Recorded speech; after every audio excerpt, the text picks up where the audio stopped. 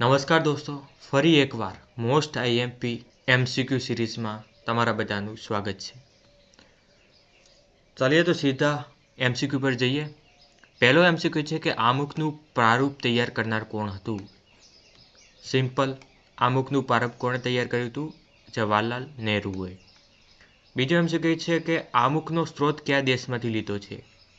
અહીં આમુખ લખ્યું હોય યા પછી પ્રસ્તાવના લખી હોય. આ બંને શબ્દ એકબીજાના સમાનાર્થી શબ્દ છે. આમુખ યા પ્રસ્તાવના સ્ત્રોત કયા દેશમાંથી લીધો છે? તો અહીં આવશે અમેરિકા. પછી આમુખની ભાષાનો સ્ત્રોત કયા દેશમાંથી લીધો છે? તો આમુખની ભાષાનો સ્ત્રોત ઓસ્ટ્રેલિયામાંથી લીધો છે. આગળ, આમુખમાં સુધારો કયા બંધારણીય સુધારામાં છે? આપણે બધા જાણીએ છીએ કે આમુખનો સુધારો ફક્ત એકવાર જ થયો છે, એ પણ 42મો સુધારો, જે 1976માં થયો છે. 42મો સુધારો. અને આ સુધારામાં 3 શબ્દ જોડવામાં આવ્યા છે: સમાજવાદી, બિનસાંપ્રદાયિક અને અખંડિતતા. પછી બંધારણ સ્વીકાર થવાની તારીખ. બંધારણ સ્વીકાર ક્યારે થયું? 26 નવેમ્બર 1949માં. અને લાગુ થયું હતું 26 જાન્યુઆરી 1950. અહીં અગર જાન્યુઆરી હોત તો એ દિવસે બંધારણ લાગુ થયું હતું. આમાં ખૂબ તારીખો આપેલી છે. અગર તમને તારીખો યાદ ન રહેતી હોય તો કમેન્ટ્સમાં જરૂર બતાવી દેજો. આના માટે એક ટ્રીક પણ છે. હાલ આ એમસીક્યુ પર ધ્યાન આપીએ. પછી લખ્યું છે આમુખનો ઉદ્દેશ્ય પ્રસ્તાવ સ્વીકાર કઈ તારીખે થયો? આમુખનો ઉદ્દેશ્ય પ્રસ્તાવ સ્વીકાર કઈ તારીખે થયો છે? અહીં સ્વીકાર કરવાની વાત છે. એ થયો છે 22 જાન્યુઆરી 1947ના રોજ. અને 13 ડિસેમ્બર 1946ના દિવસે જવાહરલાલ નહેરુએ ઉદ્દેશ્ય પ્રસ્તાવ રજૂ કર્યો હતો. અને પછી લાંબી ચર્ચા થઈ અને અંતે 22 જાન્યુઆરી 1947ના રોજ તેને સ્વીકાર કરવામાં આવ્યો. આમુખનો ઉદ્દેશ્ય પ્રસ્તાવ રજૂ કોણે કર્યો? એ જ વાત છે. આમુખનો ઉદ્દેશ્ય પ્રસ્તાવ 13 ડિસેમ્બર 1946ના રોજ જવાહરલાલ નહેરુ દ્વારા ઉદ્દેશ્ય પ્રસ્તાવ રજૂ કરવામાં આવ્યો. પછી આગળ, બંધારણ સભાના સ્થાયી અધ્યક્ષ કોણ હતા? અહીં બંધારણ સભાના સ્થાયી અધ્યક્ષની વાત કરી છે, તો કોણ હતા? રાજેન્દ્ર પ્રસાદ. અને અસ્થાયી પૂછ્યું હોત તો ડૉક્ટર સચ્ચિદાનંદ સિન્હા હોત.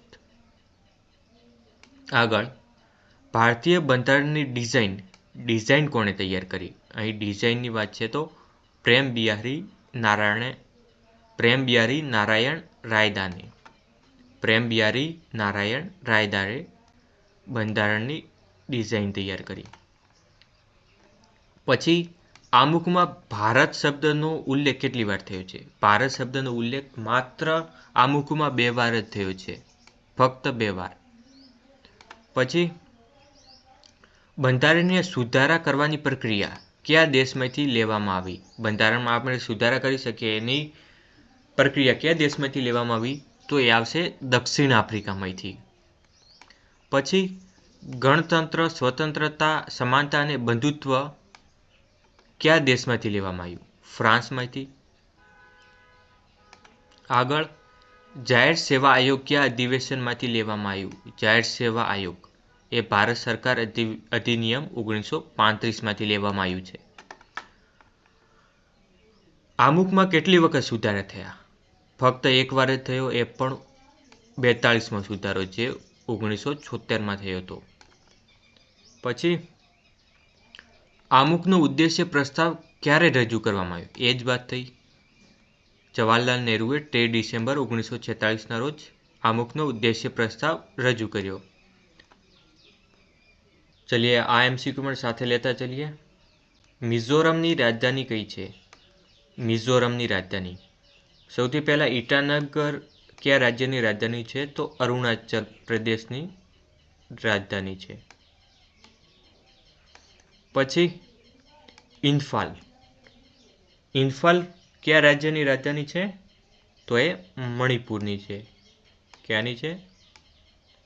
મણિપુરની રાજધાની. પછી દિસપુર એ અસમની રાજધાની છે અને આઇઝોલ એ મિઝોરમની રાજધાની છે. મિઝોરમની રાજધાની કઈ છે? આઇઝોલ. બધા રાજ્યની રાજધાની એકવાર તૈયાર કરી લેજો. એકાદી રાજધાની પૂછાઈ શકે છે. પછી ભારતમાં પૂર્વ અને પશ્ચિમ છેડા વચ્ચે આશરે કેટલા કલાકનો તફાવત છે? પશ્ચિમથી પૂર્વ યા પૂર્વથી પશ્ચિમ વચ્ચેનો સમયનો કેટલો તફાવત છે? તો 2 કલાકનો. પછી કકરવૃત્ત અને ભારતની પ્રમાણ સમયરેખા. અહીં ખાલી કકરવૃત્ત નહીં પૂછ્યું, ભારતની પ્રમાણ સમયરેખા પણ પૂછ્યું છે. બંને એકબીજાને કયા રાજ્યમાં ઓળગે છે? તો અહીં આવશે છત્તીસગઢમાં બંને રેખાઓ ઓળગે છે. અને કકરવૃત્ત એ ભારતના કેટલા રાજ્યોમાંથી પસાર થાય છે? તો 8 રાજ્યોમાંથી પસાર થાય છે. 8 રાજ્યોમાં કયા કયા રાજ્ય છે? ગુજરાત, રાજસ્થાન, મધ્યપ્રદેશ, છત્તીસગઢ, ઝારખંડ, પશ્ચિમ બંગાળ, ત્રિપુરા ઓર મિઝોરમ. આ પણ તૈયાર કરી લેજો. આ પણ એમસીક્યુ આગળની પરીક્ષામાં પૂછાયેલો છે. જેમાં પૂછાયેલું હતું કે કયા રાજ્યમાંથી કકરવૃત્ત પસાર થાય છે. એમાં બીજા અલગ અલગ એમસીક્યુ આપેલા હતા. એમાં ગુજરાત પણ હતું. તો કકરવૃત્ત એ ગુજરાતમાંથી પસાર થાય છે. આમાં તો બધા રાજ્યોમાંથી પસાર થાય છે. પણ અહીં પૂછ્યું છે કકરવૃત્ત અને ભારતની પ્રમાણ સમયરેખા બંને એકબીજાને કયા રાજ્યમાં ઓળગે? તો એ આવશે છત્તીસગઢ. પછી આગળ, ક્ષેત્રફળની દૃષ્ટિએ વિશ્વમાં ભારતનો કયો ક્રમ છે? આસામ એ 7મો ક્રમ છે. કયા રાજ્યની સીમા પર અતિરિક્ત રાજ્યો આવેલા છે? યાની કયું રાજ્ય વધુ રાજ્યો સાથે બોર્ડર ધરાવે છે? આમાં જવાબ આવશે ઉત્તર પ્રદેશ. ઉત્તર પ્રદેશે લગભગ 8 રાજ્યો સાથે બોર્ડર ધરાવે છે અને એક કેન્દ્રશાસિત પ્રદેશ દિલ્હી સાથે પણ બોર્ડર ધરાવે છે. ઉત્તર પ્રદેશે ઝારખંડ, હિમાચલ પ્રદેશ, ઉત્તરાખંડ, બિહાર, છત્તીસગઢ, મધ્યપ્રદેશ, હરિયાણા અને રાજસ્થાન સાથે બોર્ડર ધરાવે છે અને એક કેન્દ્રશાસિત પ્રદેશ છે દિલ્હી. દિલ્હી સાથે પણ તે બોર્ડર ધરાવે છે. યાની આમાં જવાબ આવશે ઉત્તર પ્રદેશ. ભારતનો દરિયા કિનારો કેટલો લાંબો છે? ભારતનો દરિયા કિનારો કેટલો લાંબો છે? એ છે 7516.16. યા એમસીક્યુમાં આપેલું છે 7517 કિલોમીટર. તો આમાં ઓપ્શન બી આવશે. પછી આગળ, ભારત ચીન વચ્ચે કઈ રેખા આવેલી છે? સૌથી પહેલાં તો આપણે દેખી લઈએ કે રેડ ક્લિફ એ કયા દેશ વચ્ચેની સીમારેખા છે? તો એ છે ભારત અને પાકિસ્તાન વચ્ચેની. મેકમોહન છે ઇન્ડિયા અને ચાઇના વચ્ચેની સીમારેખા. પછી ડુરંડ રેખા એ ભારત અને અફઘાનિસ્તાન વચ્ચેની. અને હિડનબર્ગ એ પ્રથમ વિશ્વયુદ્ધ દરમિયાન જર્મની, ફ્રાન્સ અને પોલેન્ડ વચ્ચેની સીમારેખા હતી. પણ અહીં પૂછ્યું છે ભારત અને ચીન વચ્ચેની સીમારેખા કઈ છે? તો મેકમોહન આવશે. પછી મિનિટ કાંટો 1 મિનિટમાં કેટલા અંશ ભ્રમણ કરે? 6 ડિગ્રી. બસ આજ માટે એટલું જ. મોસ્ટ આઈએમપી એમસીક્યુ છે. અગર આવા જ મોસ્ટ આઈએમપી એમસીક્યુ માટે ચેનલને સબસ્ક્રાઈબ જરૂર કરી લેજો.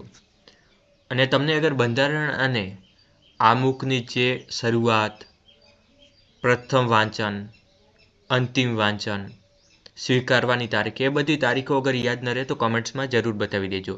આ માટે ટ્રીક સાથે આપણે એક અલગથી વિડીયો રાખીશું.